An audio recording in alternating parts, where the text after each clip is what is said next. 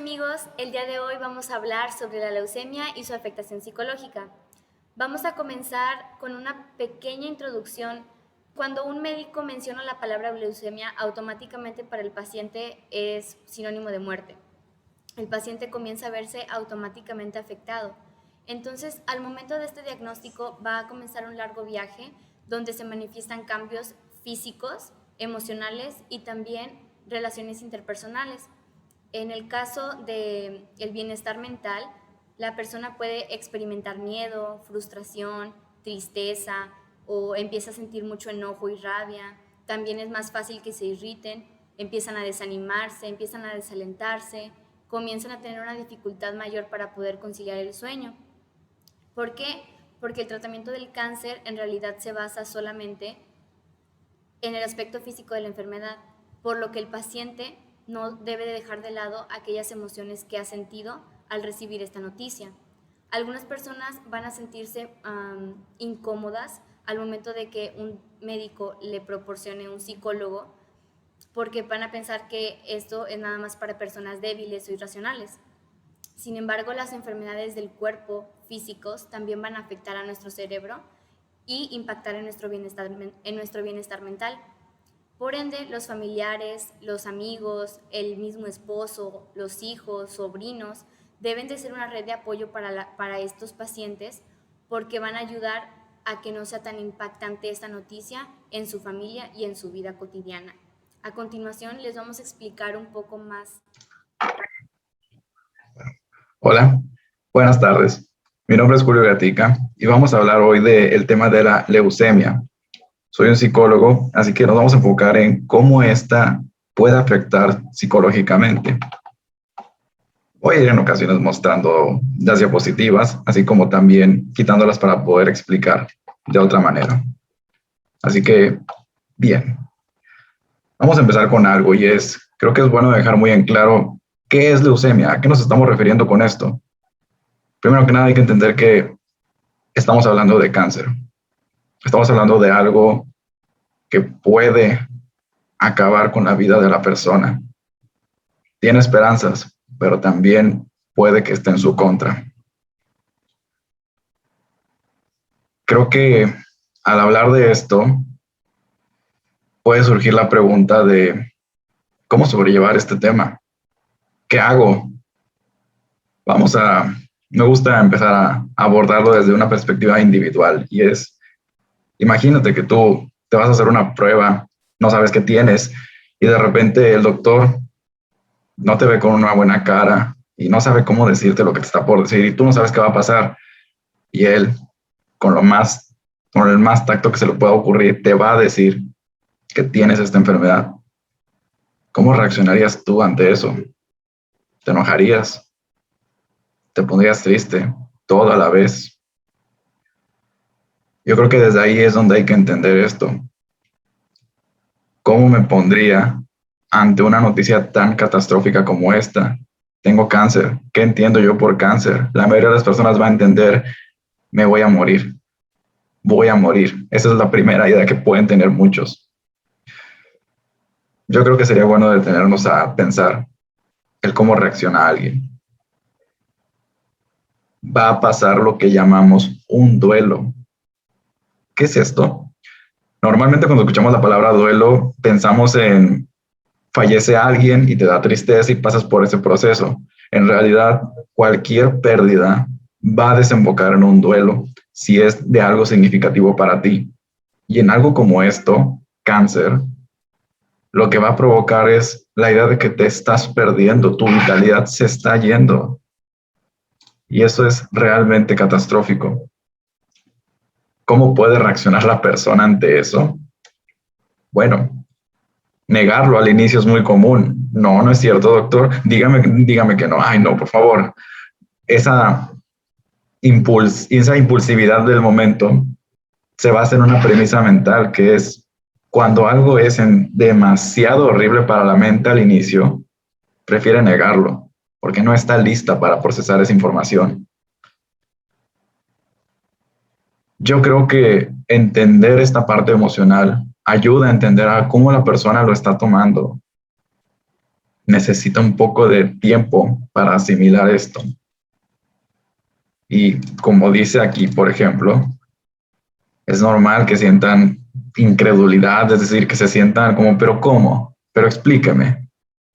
Es muy complicado entender algo así de fuerte al inicio, o sea, está la parte racional y está la parte emocional jugándotelas al mismo tiempo. Te preocupas, tienes miedo y te enojas. En realidad, yo creo que no hay manera correcta para tomar esta situación al inicio. Necesitas sentir el dolor que vas a sentir. Y aquí es donde puede surgir mucho esta pregunta que puede ser muy dura. ¿Por qué a mí? ¿Por qué yo? ¿Por qué me tenía que pasar esto a esta edad? Es una enfermedad que le puede dar tanto a niños como a adultos. ¿Cómo explicarle eso? Voy a poner el ejemplo de un niño porque yo creo que es donde las cosas son un poco más delicadas. ¿Cómo explicarle a un niño por qué? Me hace recordar una vivencia de una persona hace mucho tiempo. Alguna vez atendí a una pequeña y muy alegre, te caía muy bien al inicio y después de unos minutos que tomó confianza, me dijo, ¿te puedo preguntar algo? ¿Cómo le hago para que me deje de doler que mi papi está muerto? ¿Cómo respondes esa pregunta? ¿Hay respuesta correcta? Lo mejor que pensé en ese momento fue acompañarle y decirle, te duele mucho que no esté, ¿verdad? Y comenzó a llorar y comenzó a expresar todo lo que era para ella el sufrir la ausencia. Y eso llevó a una mejor resolución. A veces consolar en el inicio suena muy tentador y a veces no queremos un consuelo en ese momento. El por qué a mí realmente está queriendo saber por qué o realmente su pregunta oculta otro deseo de él como yo no quiero esto. Tal vez ahí podemos entender lo que realmente está necesitando escuchar. Ok, a lo mejor tenemos que decirle hasta cierto punto la verdad. ¿Y cuál es la verdad? Que es algo que estaba fuera de su control. Simplemente ocurrió muchas veces este tipo de cosas como el cáncer. No es algo que podamos controlar. Una célula se desvía y empieza a hacer otra ley en sí misma que crece y crece y genera todo este problema. ¿Para qué explicar la parte científica ante un dolor tan grande en este momento? Y aquí es donde me gustaría hacer un paréntesis y tomar ciertas cosas de algunos autores. Por ejemplo, Adler alguna vez habló de cómo el dolor de sentirse inferior es lo que mueve a las personas. Es decir, yo todo el tiempo siento que soy menos, pero si me esfuerzo y tengo un doctorado y tengo todas estas cosas, voy a dejar de ser inferior, podré salir arriba y ver que soy alguien en la vida, que soy importante.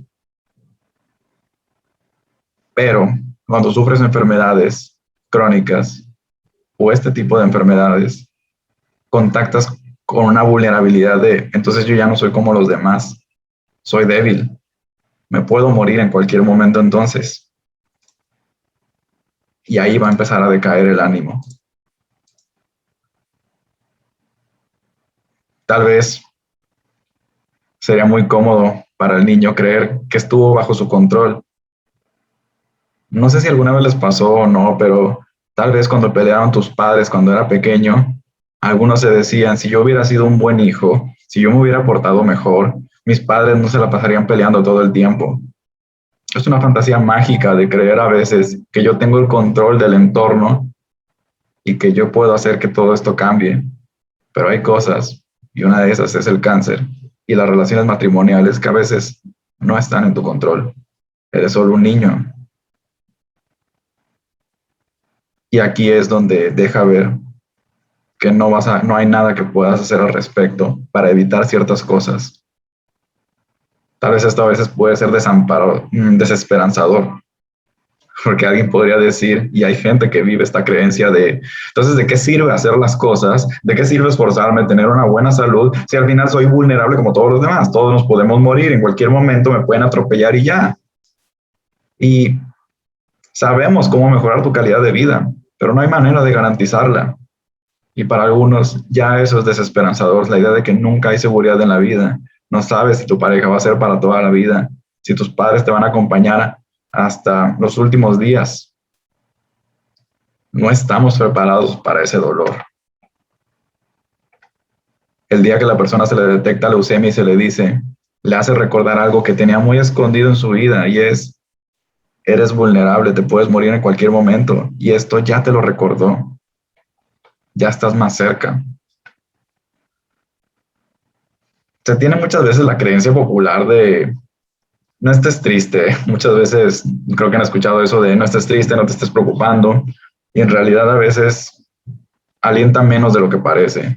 En psicología, algo que se enseña mucho a los futuros psicólogos es necesitas dejar que la persona se exprese, que saque todo lo que tiene y que tal vez así se pueda dar cuenta ella de qué es lo que le está pasando, porque a veces decimos cosas y realmente no es eso lo que realmente queríamos decir. Hay todo un trasfondo que podemos dejar afuera para poder ordenar por fin nuestra mente. ¿No te ha pasado que cuando quieres ordenar tu cuarto, sacas todo lo que tienes, ves ahora sí, evalúas qué tengo, qué no tengo, qué me sirve, qué no me sirve? Algo así funciona terapia. Tienes que sacar todo y darte cuenta qué está pasando ahí adentro. Una mala creencia a veces que se tiene es forzarse a ser fuerte. Y sobre todo en los padres. Los padres fingen fortaleza para sus hijos, pero por dentro están destrozados porque esta noticia, ¿cómo no te va a destrozar? Y cuanto más te quieres mostrar fuerte ante tu hijo, a veces pones una muralla y no se puede acercar a ti porque te ve tan fuerte que no quiere decepcionarte. No sé si alguna vez tú te identificaste con un padre tan bueno que decías, yo no le quiero contar estas cosas a él porque me ve tan bien que yo no quiero que cambie su imagen de mí. Y entonces, en esa relación, no hay una intimidad emocional real. Lo que trato de decir con esto es que solo siendo francos con tu verdadero sentir, tal vez puedan acercarse un poco y apoyarse mejor. Y tú que hubieras querido en su momento, un padre que se viera fuerte o que te diera confianza. A lo mejor un padre podrá decir, pero es que yo no quiero preocupar a mi hijo, es que él no merece estar viendo cómo lloro. Bajo esa perspectiva, él va a seguir tu mismo patrón y también va a ocultar que llora y va a ocultar que sufre. ¿Tú quieres que tu hijo oculte que sufre?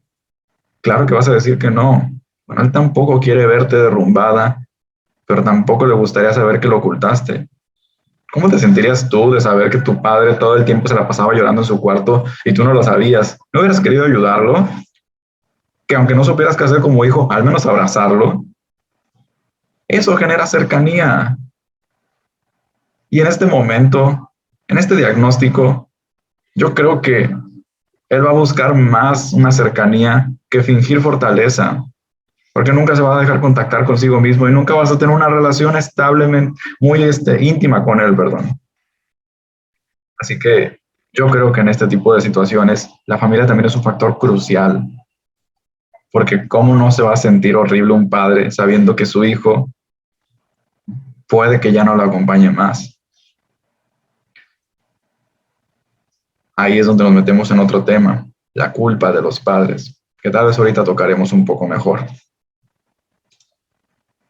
Luego pasamos y algo muy común que ocurre en este tipo de situaciones es que todo duelo normalmente genera depresión.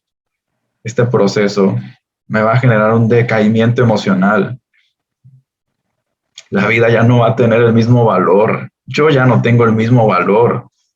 Es como si tus ojos de repente perdieran la virtud de poder disfrutar la vida. Ya no puedes verla igual. Y estamos hablando de un proceso que pueda acompañarte en todo el trayecto de la enfermedad, porque tu vida va a cambiar en el momento que sepas que tienes esto, medicaciones, procesos, tal vez procesos quirúrgicos, qué sé yo, muchas cosas que van a empezar a hacer que tengas que estar en el hospital. Un contexto de un terapeuta hace tiempo, una persona llamada René Spitz, descubrió, porque se enfocó en su teoría de entender que los niños específicamente que viven procesos largos de hospitalización pueden tener ciertas fracturas emocionales que pueden marcarlos. Eso no significa que tengan que ser traumático, pero lo que va es de que estar hospitalizado sí genera una secuela. Ponte en tu lugar, imagínate que tú eres un adulto trabajador y que un día descubres que tienes una enfermedad terminal y entonces adiós trabajo, adiós casa, quédate en el hospital, ahí estás sentadito y no estás pasándola muy bien porque estás enfermo. ¿Cómo estaría tu autoestima en ese tiempo? ¿Cómo estarías tú de fastidiado de estar nada más sentado? De saber que estás débil. Y además, que ni siquiera con todo esto que está pasando tienes garantía de vivir. Sí genera una secuela, además de estar rodeado de enfermos y gente que no es tu familia en la mayoría de las veces. Y en esta época todavía de pandemia, más difícil es aún. Todo este aislamiento genera un sentimiento muy fuerte de soledad y desvalía. Aunque no todas las veces se van a deprimir las personas. Algunos caerán en angustia muy fuerte, todo el tiempo pensando que se pueden morir, todo el tiempo pensando que les va a pasar y que dan siquiera un poco de tos y ya están muy mal. La pandemia solo nos ha dejado ver cuánto las personas, algunas personas, en realidad eran muy fóbicas, eran muy temerosas y todo el tiempo piensan que pueden morirse. Otras van a odiar la vida, no van a estar tristes, al contrario, van a estar odiando la vida todo lo que da. ¿Por qué me pasa esto a mí? ¿Por qué no fue otra persona? Es que no es justo, es que yo... Y van a estar en ese plan. De hecho, puede ser algo más peligroso ese tipo de pacientes porque ante sus arranques de ira pueden recurrir a otro tipo de decisiones o negarse a los procesos de mejoría porque se sienten que la vida fue injusto con ellas y algunos hasta pueden cobrar venganza por eso. Solo muy pocos, y sinceramente creo que muy pocos, toman esto como verdaderamente es. ¿A qué me refiero? Pues que tienes una enfermedad, pero que puede haber un proceso de cura y que tal vez tienes esperanzas y para allá puedes apuntar todo, que solo es una enfermedad que tal vez va a ser pasajera porque puede remitir. Pero es muy difícil tener ese tipo de fortaleza normalmente. Por ejemplo, alguna vez un autor de un libro decía, yo recuerdo que mi padre siempre me decía cuando era chiquito, hijo, algún día yo me voy a morir y tú tienes que prepararte para eso. Te estoy preparando con estas palabras. Y se lo decía casi todos los días. Y él dijo, no sirvió de nada que mi padre me dijera eso, porque el día que se fue se me desgarró todo el mundo. Y es que esto es cierto. No hay manera de prepararte a veces para el dolor. De hecho, las personas que todo el tiempo viven preparándose para la angustia de lo que puede pasar, no disfrutan del todo su vida, porque realmente se la pasan preocupados por el mañana en lugar de vivir el hoy. Y también es otra parte que va a afectar tu estilo de personalidad. Te vas a alejar. Y aquí en este tipo de personas puede ocurrir. Yo creo que esta patología va a dejar ver cómo es tu capacidad mental y cómo ves las cosas. Una vez dijo un psicólogo con un comentario algo polémico, que fue, tal vez en estos momentos tan fuertes de tristeza, en donde ve la vida tan mal, en realidad deja ver lo que él veía y siempre ocultaba, una vida muy mala. Yo creo que es muy sano en este momento tan triste abrazar esa tristeza, por paradójico que suene. Algunos psicólogos humanistas, por ejemplo, consideran que el abrazar que existe sufrimiento en la vida es lo que de hecho te va a hacer crecer como persona, porque la vida también es triste, pero todos hemos aprendido que en ese sufrimiento hay un chorro de aprendizaje, aunque a veces hay que admitir que es muy difícil verlo en el momento. Como decía un poeta, todos los finales también son inicios, solo que en el momento no lo sabemos.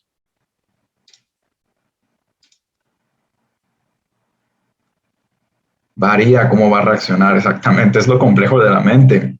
Nunca sabes cómo va a reaccionar y hay tendencias, pero no hay muchos procesos iguales. Incluso si hay 10 pacientes con depresión leve, los 10 la van a desarrollar diferente.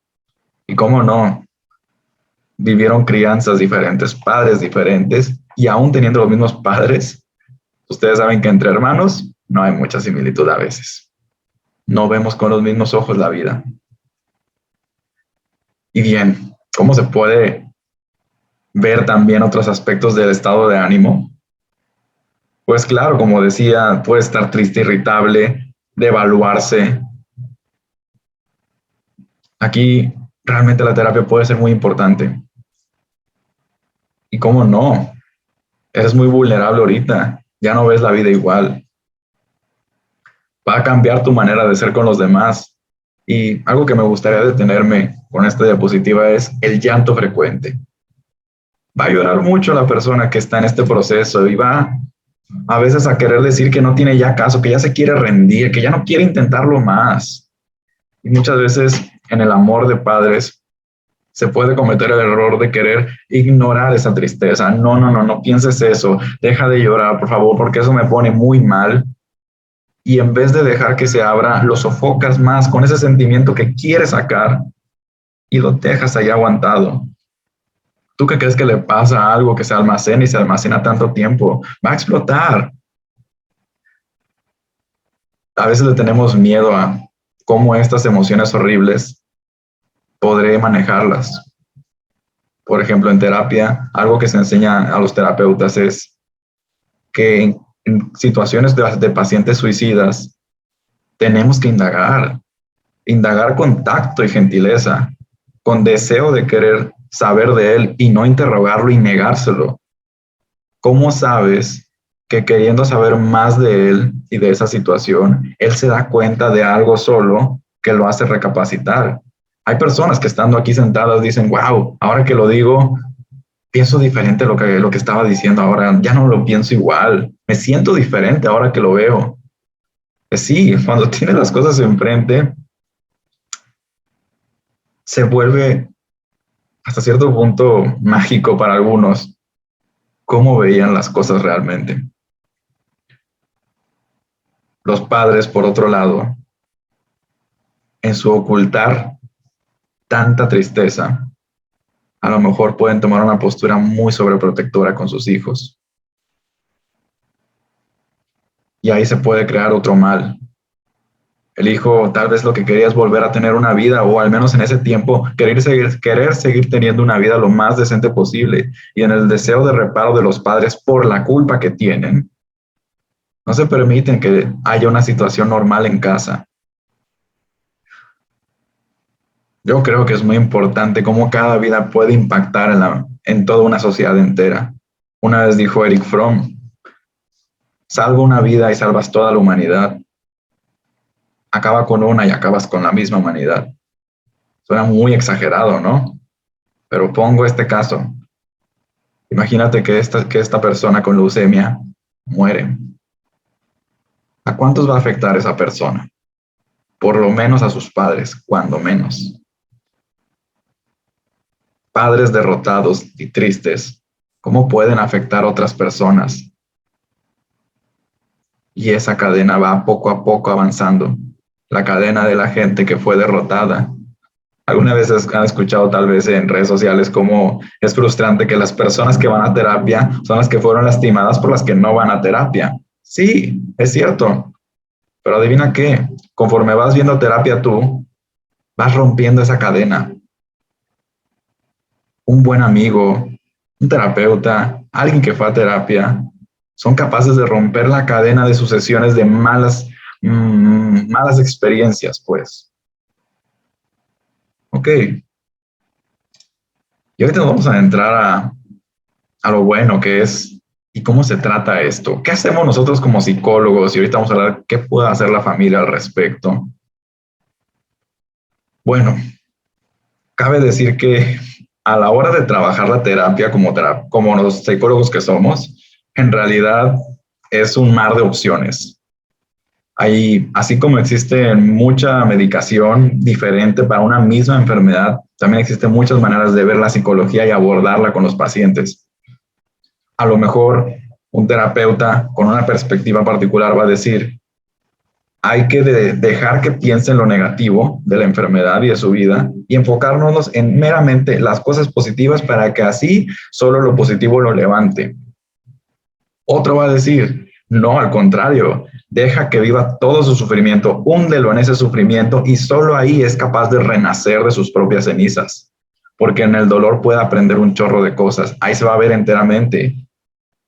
Y a lo mejor otro va a decir, no importa si va a ser bueno o malo, lo que importa es que vea cómo está distorsionando el mundo en base a su creencia de la enfermedad. Es decir, como yo creo que la enfermedad me va a hacer esto, por ende todo esto lo veo ahora así. Y entonces, conforme vea cómo lo distorsiona, por ahí hay que enseñarle a ver el mundo real. Esto hace que cuál es la respuesta correcta de qué hacer va a depender de la sagacidad del terapeuta. Y aquí personalmente sí me gustaría también dejar algo en claro a los padres. Uno de los errores que a veces pueden cometer los padres es ser muy intrusivos en la terapia. Acabar la sesión y de volada preguntarle al terapeuta, pero ¿cómo va mi hijo? ¿Pero cómo es? O al hijo, de qué pasó, de qué hablaron.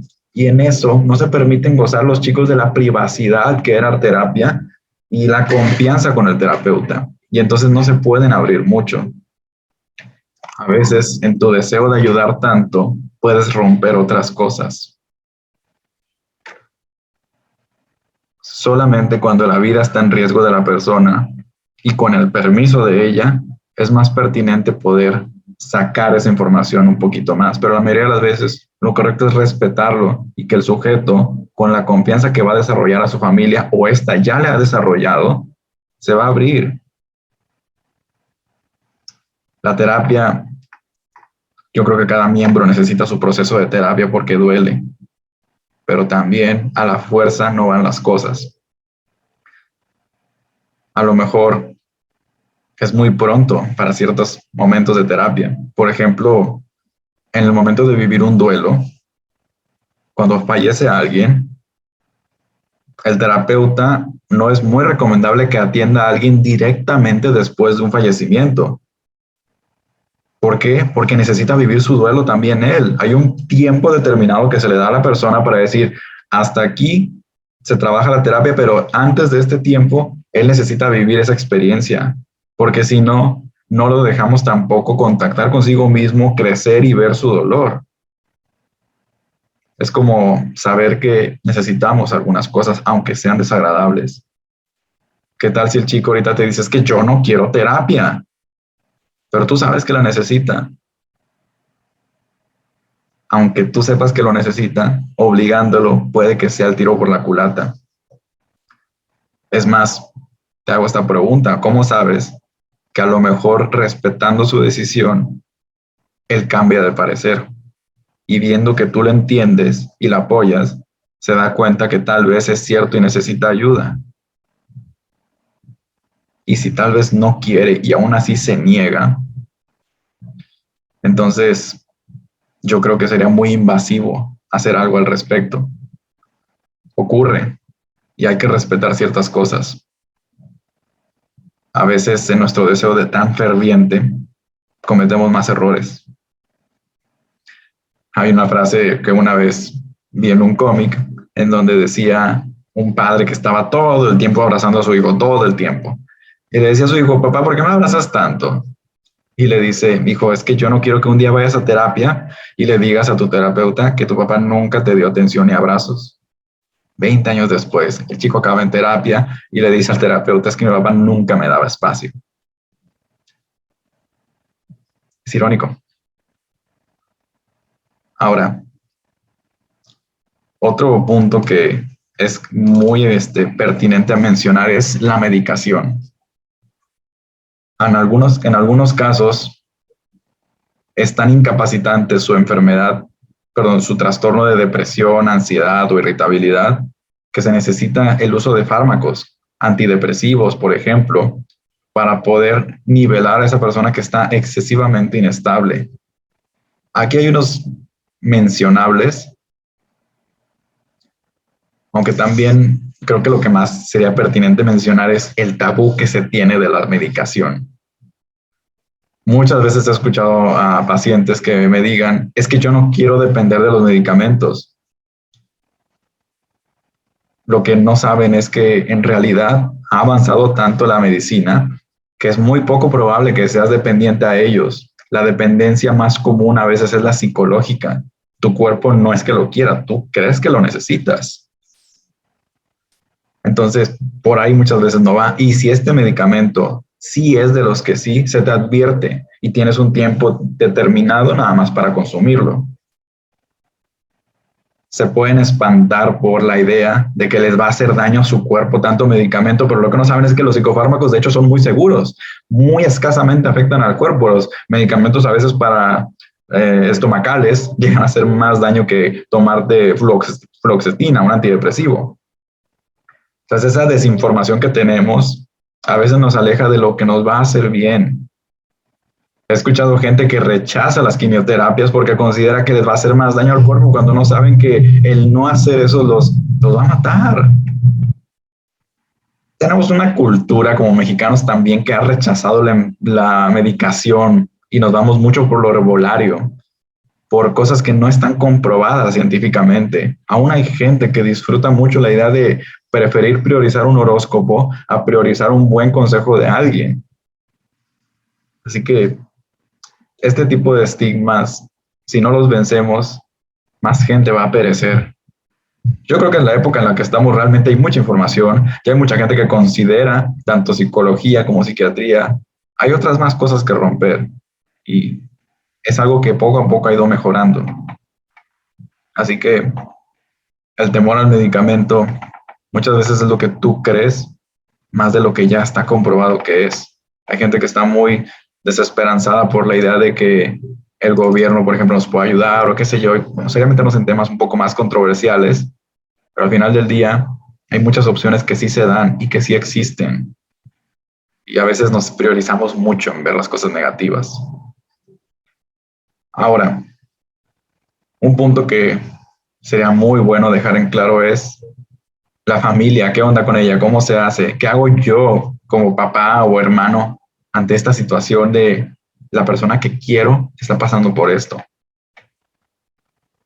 Tú también necesitas comprender qué onda con el diagnóstico, qué es esto, por qué ocurrió, no es tu culpa, muchas veces no es tu culpa. Y si lo es, no es como que lo hubieras querido hacer a propósito, tú no sabías que iba a hacerle ese daño, no se la pusiste a propósito. Esta conciencia les va a hacer restar la culpabilidad que se ponen y el reparo desagradable que le ponen al hijo. Tal vez terapia familiar sea bueno, pero solo si quieren todos y cada uno de ellos. Las emociones, como les dije, el hecho de que te abras con tu hijo, vaya que hace una gran diferencia.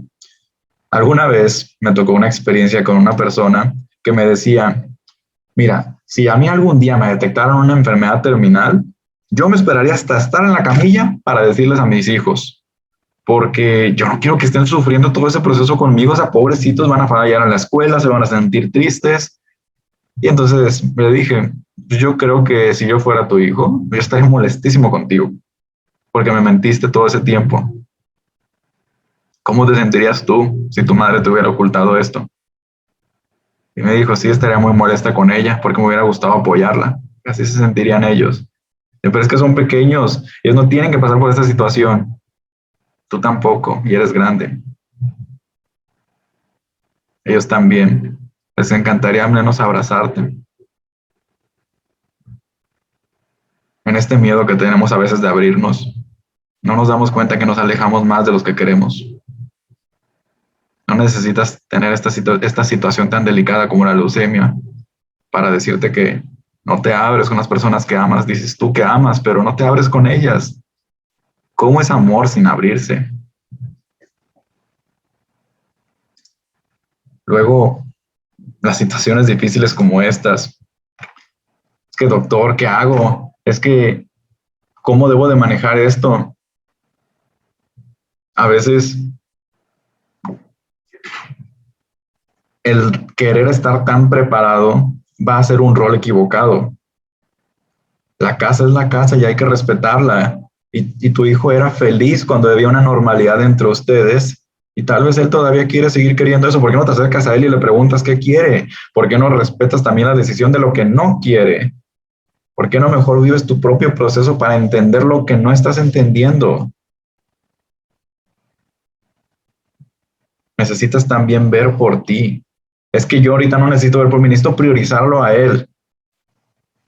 Creo que incluso los papás no se dan cuenta de cómo a veces los hijos se sienten muy culpables de ver que ellos no viven gracias a ellos. Me ha tocado tener en consulta a personas que todo el tiempo sus padres lo cuidaban y están frustrados porque dicen, es que yo no quiero que lo hagan, yo no quiero que estén todo el tiempo ahí, pero no entienden. Yo sé que necesito ayuda, pero yo quiero que también ellos vivan. Entiendo que los padres amen tanto a sus hijos que den su vida por ellos, aunque no ven que sus hijos a veces no les están pidiendo eso. Y entonces ellos cargan con una culpa que no es muy agradable de sentir. En serio que si tú consideras terapia, qué bello será para ti. Si aún consideras que no es momento para eso, no queda más que respetarlo. Todos alguna vez necesitamos ir con el doctor. Todos alguna vez necesitamos estar sentados para sacar lo que no tenía consciente que tenía. Te sorprendería cuántas cosas tienes tú.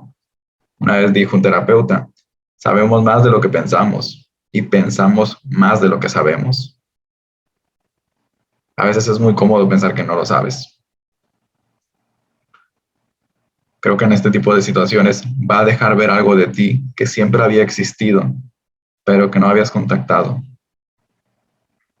Bueno, yo creo que esto es lo que podemos decir. Y si llegan a tener alguna pregunta, será un gusto responderlas. Por mi parte, sería todo y muchas gracias por su atención. Esperemos que este video te haya interesado. Recuerda que la salud mental tiene un papel muy importante en las enfermedades. Si te gustó este video, dale un like y compártelo con tus amigos. Asegúrate de suscribirte al canal y activar la campanita de notificaciones para que te avisemos cuando subamos nuevo contenido. Y no te olvides de seguirnos en nuestras redes sociales. Y gracias por vernos.